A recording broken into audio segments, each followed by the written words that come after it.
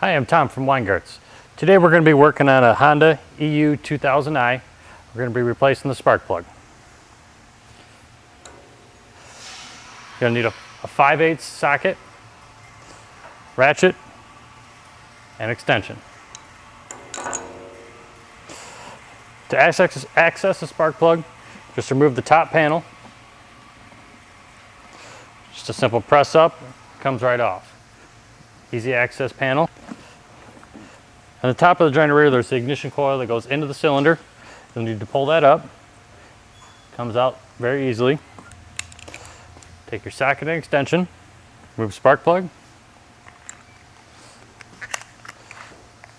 replace it.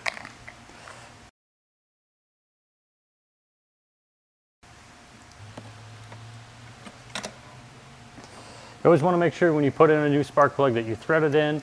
Don't use an impact to thread it in. Or a ratchet, just so you run the risk of stripping out the threads.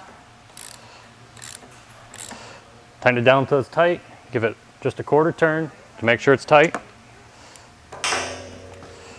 Reinstall the ignition wire. Replace cover. And you're all set.